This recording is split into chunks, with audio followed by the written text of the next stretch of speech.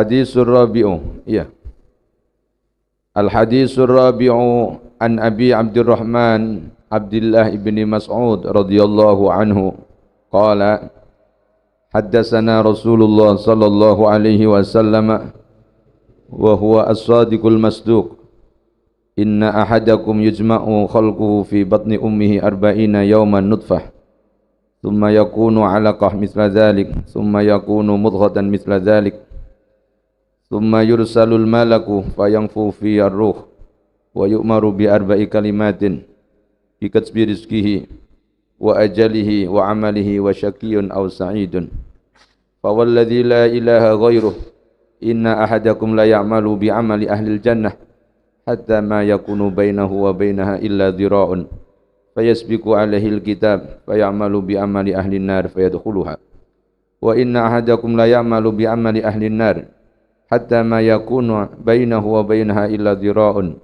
fayasbiqu alaihi al-kitab fayamalu bi amali ahli al-jannah fayadkhuluha rawahul Bukhari wa Muslim.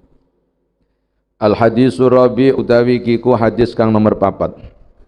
An Abi Abdurrahman diceritakan saking sahabat Abdurrahman Abdullah ibni Mas'ud, rupane sahabat Abdullah ibnu Mas'ud. Radhiya muga-muga ngridoni sapa Allah Ta'ala halimaha luhur sapa Allah anhu saking Abdullah ibnu Mas'ud. Hadis ini diceritakan oleh sahabat yang bernama Abdullah bin Mas'ud. Abdullah bin Mas'ud ini masuk Islam saat beliau berada di kota Mekah. Termasuk sahabat yang masuk Islam generasi-generasi awal karena masih di Mekah. Ada yang mengatakan beliau masuk Islam pada Sadisun, tahun ke-6.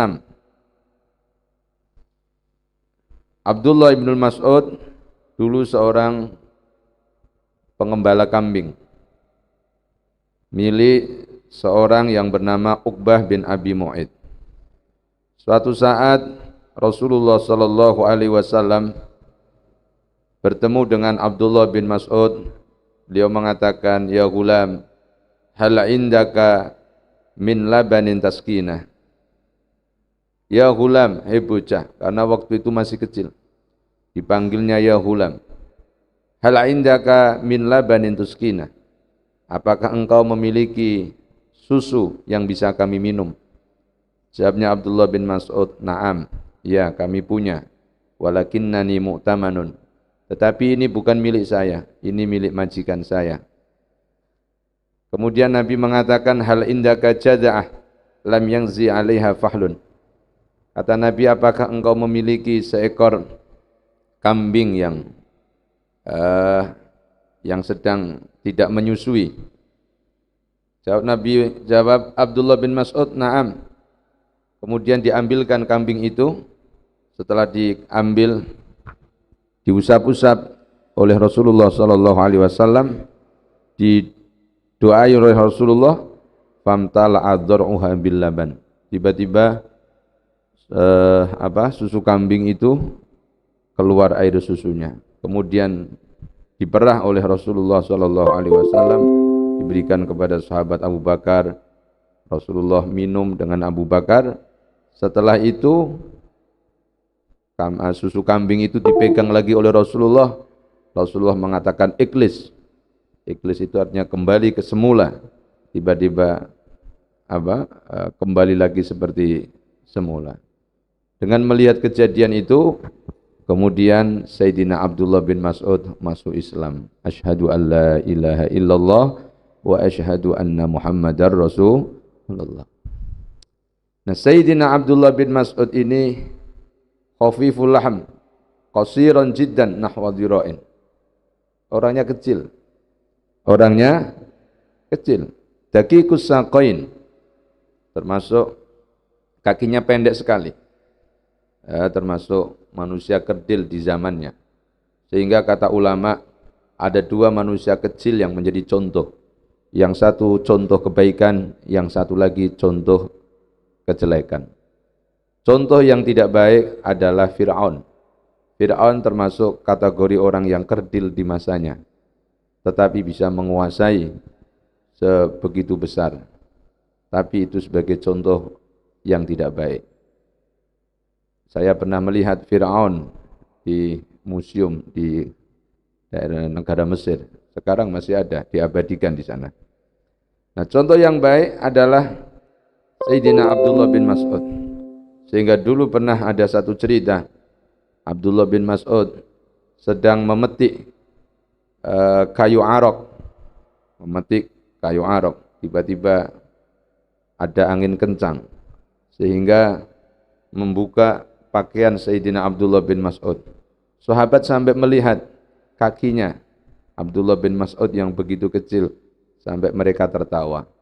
Kemudian Rasulullah mengatakan, mimma tadhakun, kenapa kalian semua tertawa? Apa jawaban para sahabat? Ya Rasulullah, min diqqati saqaihi ya Rasulullah.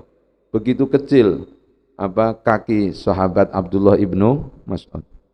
Kemudian Rasulullah mengatakan, walladzi nafsi biyadihi lahuma fil mizan athqalu min ahadin. Meskipun kakinya kecil, tetapi timbangan pahalanya kelak di yaumil akhirah, Sayyidina Abdullah bin Mas'ud timbangannya sangat berat sekali. Ini Sayyidina Abdullah bin Mas'ud. Sayyidina Abdullah bin Mas'ud dikenal sebagai sahibu siril Mustafa Rasulullah sallallahu alaihi wasallam. Dikenal sebagai orang yang mengetahui rahasianya Rasulullah sallallahu alaihi wasallam. Karena beliau selalu membersamai Rasulullah. Setiap kali Rasulullah berjalan, Abdullah bin Mas'ud selalu mengawal, berada di depan Rasulullah sambil membawa tongkat. Ngawal itu di depan. Sehingga kalau ada apa-apa, dia yang menjadi korban pertama. Ojo ngawal kok nang mburi. Ngawal kok nang mburi. Ketika Rasulullah tertidur, yang membangunkan adalah Sayyidina Abdullah bin Mas'ud. Ketika Rasulullah melepas sandal, semua yang menjaga adalah siapa? Abdullah bin Mas'ud. Jadi Abdullah bin Mas'ud ini selalu membawakan sandalnya Rasulullah sallallahu alaihi wasallam. Jadi kalau ada santri suka membawa sandalnya kiai, itu berarti sanadnya dari siapa? Sayyidina Abdullah ibnul Mas'ud. Nah, Sayyidina Abdullah bin Mas'ud ini terkenal ajwadun nasi sauban wa adyabuhum riha. Terkenal orang mengagungkan kedua sandal Rasulullah sallallahu alaihi wasallam. Abdullah bin Mas'ud, santri melu muludan mambune penguke ora karuan. Melu mauludan mambune pengu. Sayyidina wallahi alladzi la ilaha ghairuh ma nazalat. Kata beliau, demi Allah, di mana ayat itu turun, saya tahu di mana ayat itu turun dan apa isi ayat itu yang diturunkan. Ini Sayyidina Abdullah bin Mas'ud. Dan Abdullah bin Mas'ud ini orang yang terkenal awwalu man jahara bil Qur'an minas sahabah. Orang yang pertama kali berani menampakkan bacaan Al-Qur'an dari kalangan sahabat di hadapan orang-orang kafir kota Mekah waktu itu. Sehingga di saat turunnya ayat suratul Rahman, surat Ar-Rahman, Nabi mengatakan, man yaqra'uha ala Quraisyin. Siapa yang berani membaca Al-Quran di hadapan orang-orang Quraisy? Sayyidina Abdullah bin Mas'ud langsung mengangkat tangannya. Orang-orang kafir Quraisy Mekah di sekitar Ka'bah. Di sekitar Ka'bah. Di situ termasuk ada Abu Jahal. Abdullah bin Mas'ud mulai membaca surat Ar-Rahman. Abu Jahal langsung naik tikam, berdiri nempeleng Sayyidina Abdullah bin Mas'ud, ditempeleng. Tahun berikutnya 3 sih, orangnya kecil, akhirnya jadi finishing dengan membawa tombak. Kalau ada yang sudah luka, duduk, yang luka, duduk. Abdullah bin Mas'ud, ya. Dilalah, didapatilah Abu Jahal. Abu Jahal sudah kejet-kejet mau mati. Langsung dipegang oleh Sayyidina Mas'ud, Abdullah bin Mas'ud. Dipotong telinganya, dipotong kepalanya. Abdullah siapa? Abu Jahal. Akhirnya dibawa ke hadapan Rasulullah. Ya, malaikat Jibril turun lagi sambil tertawa-tertawa. Apa kata malaikat Jibril? Udhunun bi udhunin warra'su ziyadatun. Telinga dibalas dengan telinga, dapat bonus kepala. Nah, jadi bonus ndas apa? Sirai Abu Jahal. Ya. Ini Sayyidina Abdullah bin Mas'ud. Nah, Sayyidina Abdullah bin Mas'ud termasuk sahabat yang fuqaha us-sahabah, sehingga dia diangkat sebagai seorang qadhi di negara Kufah. Ya. Seorang qadhi di negara Kufah sampai di masanya Sayyidina Utsman ibnu Affan. Kemudian dia kembali lagi ke Madinah, sakit di Madinah. Ketika sakit di Madinah, dijenguk oleh Sayyidina Utsman. Ditanya oleh Sayyidina Utsman, "Ma tastaki?" Apa keluhanmu wahai Sayyidina Abdullah bin Mas'ud? Jawabnya Abdullah bin Mas'ud, keluhannya bukan sakitnya, tapi yang dikatakan oleh Abdullah bin Mas'ud, dzunubi, dosaku. Kemudian ditanya lagi oleh Sayyidina Utsman, "Fama tastahi?" Terus apa yang kamu inginkan? Apa jawaban Abdullah bin Mas'ud? Al-maghfirah. Diampuni dosanya. Umumnya orang kalau sedang sakit ditanya, "Le, lorone apa?" "Iki awake itu greges." "Iki sikile cenut-cenut." Tapi Abdullah bin Mas'ud tidak. Malah beliau menjawab, "Dzunubi, dosaku." Ditanya, "Engkau ingin apa ya Abdullah bin Mas'ud?" Al-maghfirah. Kemudian Sayyidina Utsman bertanya lagi, "Ala amuruka laka bitobibin?" Apakah perlu aku datangkan seorang dokter? Jawabannya Abdullah bin Mas'ud, "At-tabibu amradani." Dokter malah membuatku sakit. Nah, dokter malah membuatku sakit. Nah, iya, dokter senangnya menvonis apa? Sakit. Kata Sayyidina Utsman, "Ala amuru laka bi'atain?" Apakah perlu saya bawa sesuatu pemberian, hadiah? Jawabnya Abdullah bin Mas'ud apa? "La hajata li bihi." Saya tidak butuh bantuan, saya tidak butuh sumbangan. Kata Sayyidina Utsman, "Yakunu li auladika min ba'dik." Bantuan itu kan bisa digunakan untuk anak-anakmu, untuk cucu-cucumu. Apa jawaban Abdullah bin Mas'ud? "Inni la ahsya alaihimil faqra ba'da an 'allamtuhum suratal waqiah yaqra'uha kulla lailatin." Saya tidak khawatir anak keturunanku fakir karena mereka sudah saya ajari membaca surat Waqiah di setiap malam. Kata Abdullah bin Mas'ud, "Waqad sami'tu Rasulullah sallallahu alaihi wasallam." Saya mendengar Rasulullah sallallahu alaihi wasallam mengatakan, "Man qara'a suratal Waqiah kulla lailatin lam tusibhu faqah." Barang siapa yang setiap malam membaca suratul Waqiah, maka tidak akan menjadi orang yang fakir, tidak akan menjadi orang yang fakir. Maka banyak ulama-ulama, orang-orang soleh, kalau malam hari atau habis sholat asar, yang mereka baca adalah suratul Waqiah. Maka penting membaca suratul Waqiah. Qala ngendika sapa Sayyidina Abdullah bin Mas'ud, lalu benar, inna yujma'u den kumpul wetenge ibune ahad nutfah rupa mani. Pembahas tentang masalah dan tentang proses itu berapa? 4. Kita semua ibni Adam wal nutfah hinati akan menjadi bangkai juga menjijikan. Wa ma bainahuma yahmilul adharah. Ketika manusia hidup, maka yang dibawa dalam perutnya adalah menjijikan. Jadi awal yang menjijikan, yang dia bawa juga menjijikan, setelah mati juga akan menjadi sesuatu yang menjijikan. Sehingga kata Sayyidina Ali, untuk apa manusia membanggakan dirinya? Tsumma yakunu nuli ana. Tsumma yakunu nuli dadi. Maksudnya nuli apa? Dadi. Dadi iku alaqatan, dadi iku getih kempel. Tsumma yakunu alaqatan mithla dzalika halim umpamani mengkono-mengkono arba'ina sana. Tsumma yakunu li ana sapa ahadukum ana iku mudghatan iku getih daging kempel. Mithla dzalika ale ngumpamani mengkono-mengkono arba'ina yauman nutfatan. Jadi prosesnya 40 hari air sperma kemudian berubah menjadi segumpal darah. Menjadi segumpal darah. Dalam satu riwayat ketika proses segumpal darah ditaburi apa? Ditaburi tanah oleh malaikat, dikasih tanah. Tanah itu diambil dari satu tempat yang mana nanti kelak orang itu akan meninggal, akan dikuburkan di tempat tanah itu. Jadi kalau kita dulu tanahnya diambilkan dari Rawakembu misalkan, maka kelak nanti kita akan dikuburkan di Rawakembu. Kalau tanahnya kita dulu diambilkan dari Jakarta misalkan, maka kelak nanti kita juga akan dikuburkan di Jakarta. Katanya begitu. Ya, jadi selama 40 hari berubah segumpal darah.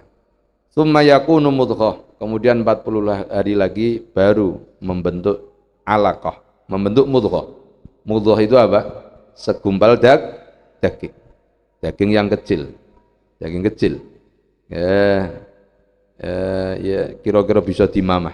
Kira-kira bisa dimamah. Baru setelah proses menjadi daging kemudian membentuk telinga, membentuk mata, membentuk hidung, membentuk yang lain sampai menjadi bentuk yang sempurna. Setelah membentuk sempurna, tsumma yursalu nuli den utus ilahi maring ahadukum sapa al malaku, sapa malaikat. Fayang fuhu mongko niup sapa malaikat fi ing dalam ahadukum arruha ing nyawa. Baru setelah 40 hari ketiga, 40 hari, berapa itu? 120 hari membentuk secara sempurna, ditiup oleh malaikat nyawa. Sehingga mulai hari itu bayi janin itu sudah mulai bisa bergerak. Karena sudah ditiup nyawa. Bergerak. Fayang fufi arruh. Maka kata ulama aborsi ketika sudah lebih dari 40 hari, yang ketiga sudah ditiup nyawa, maka hukumnya tidak boleh. Karena sama halnya membunuh orang. Ya, 40 hari. Maka minimal bayi lahir itu di usia 6 bulan. Secara fikih kalau ada orang lahir 6 bulan dari perkawinan, maka dia bisa intisab nasabnya kepada orang tuanya, orang ayah biologisnya. Kalau berapa? 6 bulan. Dan kata dokter, ketika bayi itu lahir di usia 6 bulan, ada kemungkinan hidup, ada potensi hidup. Tapi kalau kurang dari 6 bulan, sedikit potensi hidup. Begitu juga usia 7 bulan. Yang membahayakan itu katanya 8 bulan. 8 bulan keluar, ini biasanya beresiko tinggi. Kalau tidak hidup, dia akan cacat. Kalau hidup dan tidak cacat, berarti keramat. Katanya dulu Nabiullah Isa alaihissalam lahir di dalam kandungan usia 8 bulan. Normalnya manusia lahir usia berapa? 9 bulan. Ini normal. 9 bulan. Nah, maksimal 4 tahun. Dulu Imam Syafi'i di dalam kandungan ibunya berapa? 4 tahun.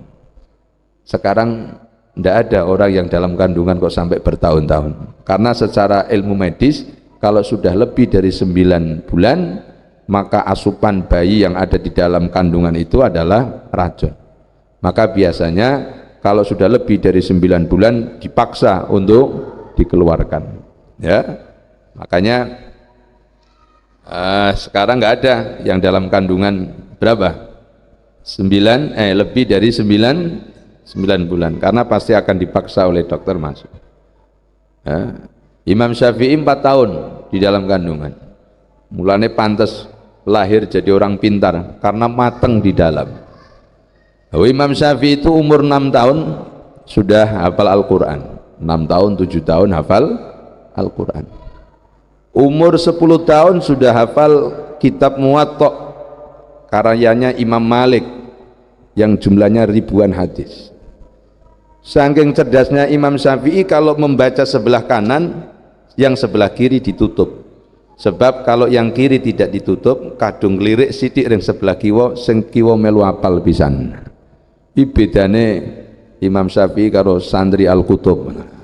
Santri Al-Kutub ngapalke sebelah tengen kangelan, bar apal pindah sebelah kiwa. Sebelah kiwa kangelan, sebelah kiwa apal, sing tengen kelalen kabeh. Ini Imam Syafi'i tidak. Sehingga Imam Syafi'i usia kecil sudah jadi ulama besar. Ya, saya membaca di dalam kitabnya Sayyidina Abdullah Ibn Al-Haddad, masih usia kecil Imam Syafi'i sudah ngajar di masjid. Yang ngaji kiai-kiai besar, kiai-kiai besar. Waktu itu bulan Ramadan, siang-siang ngajar sambil makan sambil minum. Ditegur sama murid-muridnya, Pak Kiai, bulan puasa ngajar kok malah makan sambil minum. Jawabnya Imam Syafi'i, saya kan masih kecil, belum balik. Nah, belum kewajiban apa? Belum kewajiban puasa. Loh nih. Jadi usia berapa tahun di dalam kandungan Imam Syafi'i? 4 tahun. Dulu pernah ada cerita zaman Sayyidina Mu'ad bin Jabal, sehingga ungkapan yang populer dari Sayyidina Umar, laulal Mu'ad lahalaka Umar, seandainya tidak ada Mu'ad maka Umar akan celaka, akan mati. Kenapa? Ceritanya dulu ada seorang zaman masanya Sayyidina Umar Ibnul Khattab, ada suami istri. Setelah menikah suaminya pergi bertahun-tahun, selama 2 tahun pergi. Begitu suaminya pulang, ternyata istrinya hamil tua. Istrinya hamil tua. Suaminya tidak mau mengakui kalau janin yang ada di dalam kandungan istrinya itu adalah anaknya, anak biologisnya, karena merasa dia sudah pergi selama 2 tahun. Akhirnya dilaporkan ke Amirul Mukminin Sayyidina Umar bin Khattab. Setelah dilaporkan, ya, tertuduh dia zina, mau dieksekusi, dihukum. Apa kata Sayyidina Mu'ad bin Jabal? Ya Amirul Mukminin, seandainya engkau menghukum wanita ini, maka bagaimana nasib bayi yang ada di dalam kandungannya? Ternyata Sayyidina Umar iya juga, berpikir ya sudah, kalau begitu kita tunda. Begitu ditunda, menunggu sampai kelahiran janin, bayi itu lahir, ternyata wajahnya mirip seperti ayahnya itu yang pergi 2 tahun itu, bahkan sudah keluar giginya. Akhirnya ayahnya membatalkan, nggak jadi mengakui. Akhirnya diakui bahwa itu adalah anaknya. Nah, artinya apa? Artinya mungkin saja bayi di dalam kandungan ibunya itu lebih dari 9 bulan. Nyatanya ini sampai 2 tahun. Sehingga ada ungkapan laula Mu'ad lahalaka Umar, seandainya tidak ada Mu'ad maka Umar akan mati. Makan kesalahan menghukum orang. Fawalladzi la ilaha ghairu. Ayo, terus ya, Pak. Wa yu'maru bi arba'i kalimatin. Wa yu'maru lan dan perintah sapa malak bi arba'i kalimatin kelawan papat piro-piro kalimat. Artinya disuruh menulis 4 hal. Ada yang mengatakan ditulis di jabhatihi, ditulis di di jidatnya seorang janin ini. Ada yang mengatakan batni kaffihi, ditulis di dalam telapak tangannya anak itu, janin itu. Ada yang mengatakan fi waraqah tu'allaqu bi unuki. Ada yang mengatakan ditulis di satu kertas kemudian dikalungkan di lehernya. Ya, kita semua tidak melihat yang benar yang mana, itu kata-katanya begitu. Bikats birizkihi, kelawan nulis rizkine ahadukum. Ya, jadi sejak anak ini usia berapa tadi? 40 hari, sekitar 4 bulan. Itu semua sudah ditentukan. Ditentukan apa saja? Satu, persoalan rizki. Dia rizkinya banyak atau sedikit, rizkinya halal apa haram, rizkinya dapat dari mana. Itu semua sudah ditentukan di saat dia masih berada di kandungan ibunya. Maka ar-rizku maksumun, rizki itu sudah dibagi oleh Allah Subhanahu wa ta'ala. Ada orang semangat bekerja, siang malam terus bekerja, dari kecil bekerja, saking semangatnya dia bekerja kemana-mana, jualan kemana-mana, ke Solo, ke Kudus, ke pasar Klewer, ke pasar Kliwon, ke mana itu Cirebon itu apa, Tegal Gubuk, kemana-mana, ke Ahad, ke Purwokerto. Kalau memang catatannya adalah fakir, ayo bangkrut kabeh, girone meledos kabeh, girone ora ono sing cair. Wong pancen catatane napa? Kere. Tapi beda, ada ustad kiai kampung kerjane wis rapati nemen-nemen, mung gawene mimpin tahlil, tahlilan mrono mrene, manakib mrono mrene, nyatane daftar kaji, mangkat kaji, ora duwe utang di sana. Sing kerjane wasus-wasus, utange akeh ora karu-karuan.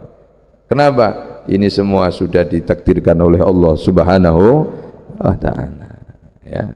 Makanya dulu ada perdebatan antara Imam Syafi'i dengan Imam Malik. Imam Malik itu gurunya Imam Syafi'i. Kata Imam Malik, ya, lau tawakkaltum haqqa tawakkuli la ruziktum kama turzaqut tuyur. Orang itu kalau pasrah, tawakal kepada Allah urusan masalah rezeki, semua akan dijamin oleh Allah Subhanahu wa ta'ala.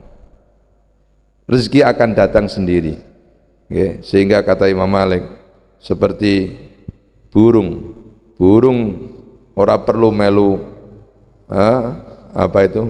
BLK, ora perlu kursus nang balai latihan kerja, ora perlu kursus komputer, ora kursus online, tapi nyatane manuk yo mangan. Tapi kata Imam Syafi'i, Pak Kiai, hadis niku dereng titik tasik wonten teruse. Terusannya hadis itu, burung pagi-pagi keluar dari sangkar, ya, sore-sore pulang, wataruhu batona, sore-sore pulang dalam keadaan perut kenyang. Artinya apa? Ya bener, manuk tetap mangan, tapi kan kudu ono usaha. Buktinya apa? Burung pagi-pagi keluar dalam keadaan perut kosong, pulang dalam keadaan perut kenyang. Berarti burung mendapat rezeki dengan karena apa? Usaha. Untuk membuktikan kebenaran pendapatnya Imam Syafi'i suatu saat keluar dari rumah, berusaha, di jalan bertemu dengan orang tua yang sedang membawa kurma 1 karung. Dibawakan oleh Imam Syafi'i sampai ke rumahnya, sehingga Imam Syafi'i diberi hadiah oleh orang itu separuh karung kurma. Imam Syafi'i bahagia karena merasa pendapatnya betul. Beliau sudah keluar dari rumah bongkok karung untuk rezeki kurma 1/2 karung. Saking bahagianya Imam Syafi'i mau cerita kepada gurunya bahwa observasinya beliau adalah benar. Beliau sudah keluar rumah berusaha mendapatkan apa? Rezeki. Datang sowan ke Imam Malik, ngomong ke Imam Malik, Pak Kiai, alhamdulillah, insya Allah pendapat saya yang benar Pak Kiai. Saya berusaha keluar rumah membongkok karung, alhamdulillah dapat rezeki kurma 1/2 karung. Ini kurmane kula paringke jenengan Pak Kiai. Jare Imam Malik, justru ini yang jadi dalil saya tidak perlu keluar rumah, ora perlu membongkok karung, kurmane teko dhewe. Berarti pendapatnya yang benar, pendapatnya siapa? Dua-duanya benar. Pendapatnya Imam Syafi'i juga benar, pendapatnya Imam Malik juga benar, ya. Nah, jadi intinya bikat rizki. Jadi urusan rezeki, makanya sampean isih enom wis ora usah mikir pingin kerja, ora usah pingin nyambut gawe. Kowe nek cetake kere bejane Pak nyambut gawe awet enom tetep wae kere kowe. Nah, wis ilmu ora oleh, duit ya ora sugih. Nah, sik murah sugih. Yang penting ngaji sik ben pinter. Tidak sedikit orang yang mulai bekerja setelah lulus sekolah, setelah lulus pondok lebih dahulu kaya dibanding dengan santri yang protol nang dalan nyambut gawe, nyambut gawe nang pabrik, tekan tuwa yo nang pabrik terus, tekan tuwa nang pabrik terus. Nah, maka rizki sudah diatur oleh Allah. Wa ajalihi lan ajali ahadukum, umure ahadukum.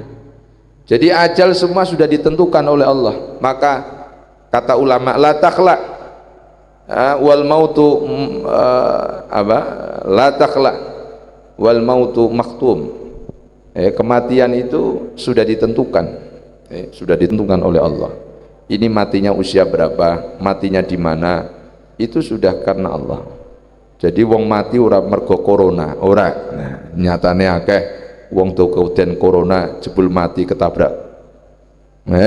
Wis hati-hati nganggo masker, vaksin, wedi mati jebul nang dalan tabrakan mati. Jadi orang mati kena corona tapi mati nawa tabrak. Jadi urusan mati adalah urusanipun Allah Subhanahu wa taala. Ini sudah ditentukan semua. Wa amalihi lan amali ahadukum, baik saleh maupun fasid, ini juga sudah ditentukan. Kata Imam Ghazali yang kemudian ini banyak dikritik oleh ulama-ulama. Artinya kata Imam Ghazali, jangan takut wong orang realisasi apakah dia dicatat oleh Allah amal baik atau tidak. Nah, ini makanya orang Jawa kalau punya hamil 4 bulan biasanya diselamati supaya ditakdirkan oleh Allah menjadi orang yang baik. Wa syaqiyun aw sa'idun, wa syaqiyun lan silaka aw sa'idun utawa bejo. Bahkan sampai syaqiyun aw sa'idun semua sudah ditentukan oleh Allah Subhanahu wa taala. Sudah tercatat semua. Makanya kita semua ini enggak ngerti kabeh.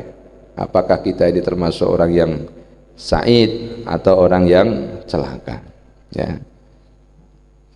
Fawalladzi la ilaha ghairu, fawalladzi mongko demi zat la ilaha ora ana pangeran kang wajib den sembah kelawan hak ilku maujud sapa ghairuhu, sapa la ilaha ghairuhu, sapa liyane Allah. Anna ahadakum satemene salah sijine sira kabeh iku layak malu yakti ngamal sapa adakum bi amali ahlil jannah kelawan ngamali ahli swarga hatta mayakuna sehingga ana sapa ahadukum bainahu iku ing dalam antara ahadukum wa bainaha lan ing dalam antarane jannah apa illa dhiraun kejaba sak dhira fayasbiku mongko nglindih mongko ndisiki fayasbiku alai ing atase ahadukum apa alkitabu apa catatan faya malu mongko agawe sapa ahadukum bi amali ahli nar kelawan penggawane ahli neraka fayadkhulu mongko mlebu sapa ahadukum ha ing annar. Anna ahadakum la ya'malu bi amali ahli jannah hatta ma yakunu baina baina illa dhira'un fayasbiqu alail kitab fayamalu bi amali ahli nar fayadkhuluha. Sehingga sampai di ilustrasikan oleh Rasulullah sallallahu alaihi wasallam, kalau ada orang memang cetaknya cetak ditentukan cetak ahli neraka, meskipun dia semasa hidupnya ibadah sehingga seakan-akan surga itu tinggal 1 jengkal lagi, tapi kalau memang dulu catatannya itu catatan neraka, ya dilalah di akhir hayatnya dia akan meninggal dalam keadaan su'ul khatimah, ya. Fayamalu bi amali ahli nar. Terus siapa?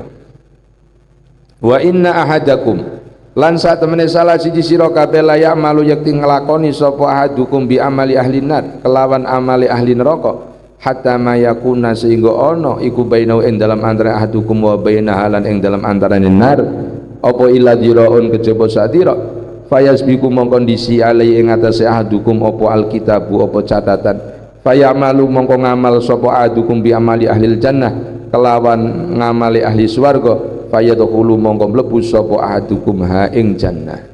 Sebaliknya, orang kalau sudah tercatat dulunya sebagai ahli surga, meskipun selama hidupnya dia berbuat maksiat, berbuat dosa sehingga seakan-akan neraka tinggal satu jengkal lagi, maka yang dilalah di akhir hayatnya dia akan melakukan perbuatan-perbuatan ahli surga, karena memang catatannya adalah ahli surga, catatannya ahli surga. Cuman kata ulama, inna min lutfillahi ta'ala, di antara sifat lemah lembutnya Allah, sifat kasih sayangnya Allah, jarang ada orang baik selama hidupnya kemudian tiba-tiba di akhir hayatnya dia berubah menjadi tidak baik. Itu jarang terjadi. Ya kalau ada ya mungkin ada, tapi jarang.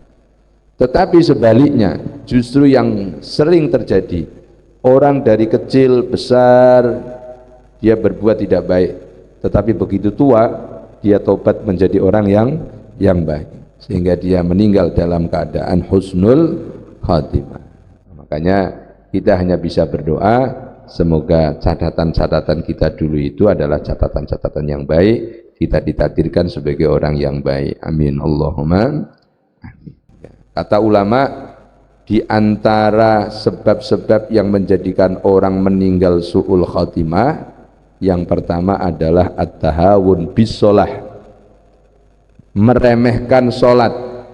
Itu tanda-tanda yang bisa menyebabkan orang meninggal dalam su'ul khatimah, yaitu apa? At-tahawun bis-shalah, meremehkan sholat, malas shol. Yang kedua adalah syurbul khamri, minum khamr.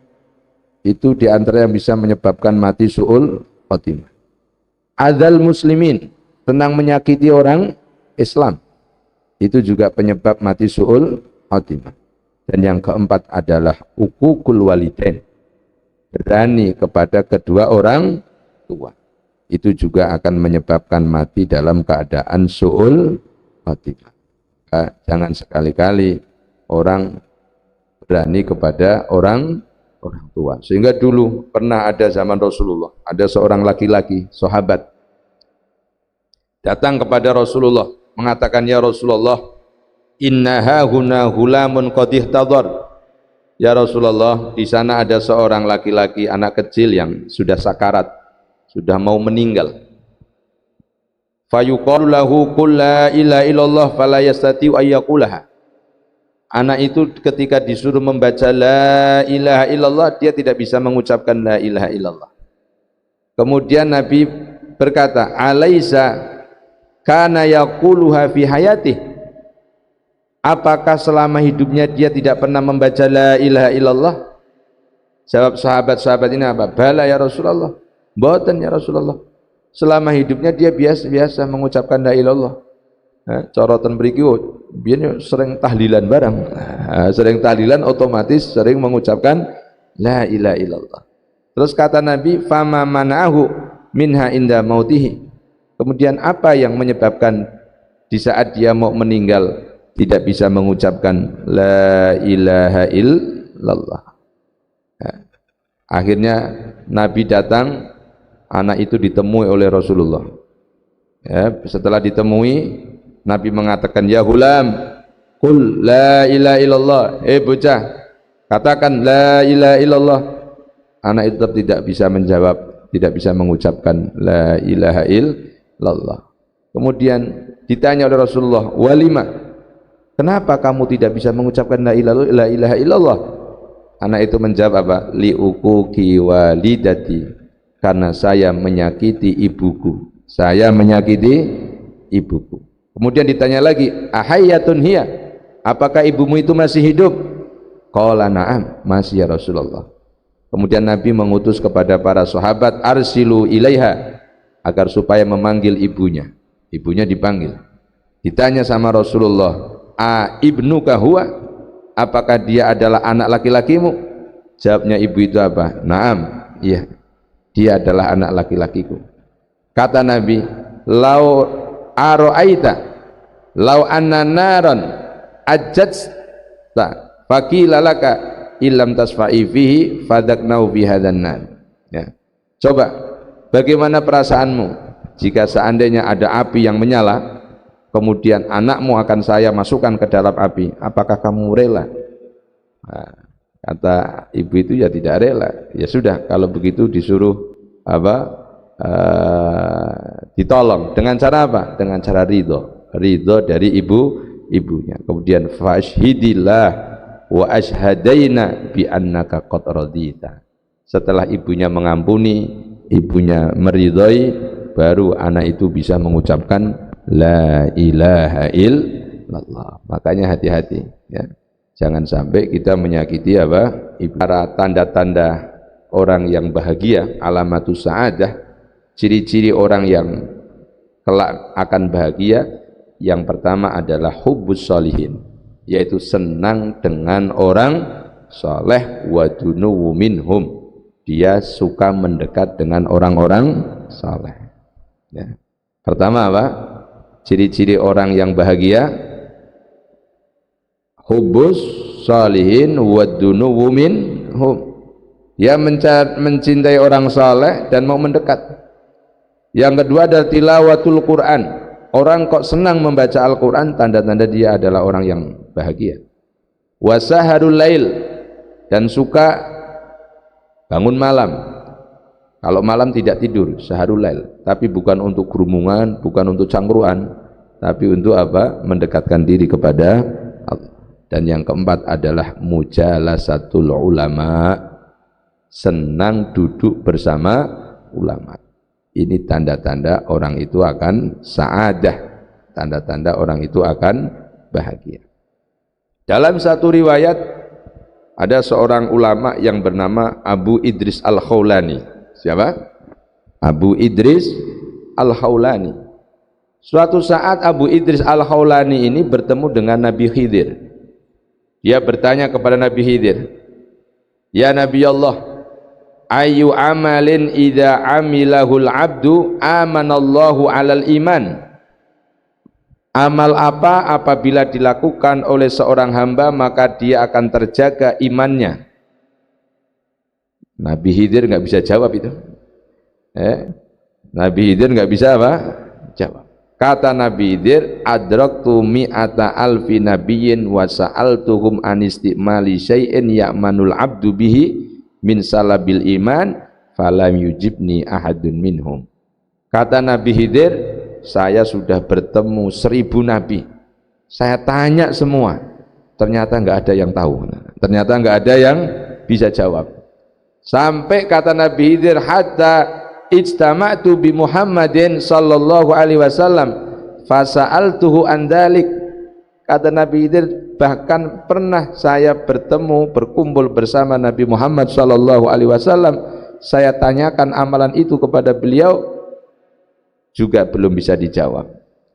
Kata Nabi Khidir, hatta as'ala Jibril an dzalik, bahkan sampai saya tanyakan kepada malaikat Jibril, Jibril pun belum bisa menjawab. Akhirnya kata Nabi Khidir, hatta as'ala Rabbal izzati an dzalik, saya sampai bertanya kepada Allah Subhanahu wa ta'ala. Kemudian jawabannya apa? Man wadhaba ala qiraatil kursi wa amana ar-rasul wa syahidallahu annahu la ilaha illa huwa wal malaikatu wa ulul ilmi qaimam sampai akhirih wa qulillahumma malikal mulki sampai bi ghairi hisab. Itu yang bisa menyelamatkan iman kita. Ini yang biasa kita baca setiap pagi di dalam wirdul latif. Apa saja? Amanar rasulu bima unzila ilaihi mir rabbihi wal mu'minun. Terus baca apa lagi? Syahidallahu annahu la ilaha illa huwa wal malaikatu wa ulul ilmi qaimam bil qisti ila akhirih. Terus apa lagi? Qulillahumma malikal mulki tu'til mulka man tasya wa tunzi'ul mulka mimman tasya sampai bi ghairi hisab ya. Kemudian ditambah qul a'udzu ditambah qul huwallahu ahad, terus qul a'udzu birabbil falaq, qul a'udzu birabbin nas ya. Rawang riwayatake ing hadis sapa al Bukhari Imam Bukhari wa Muslimun lan Imam Muslim.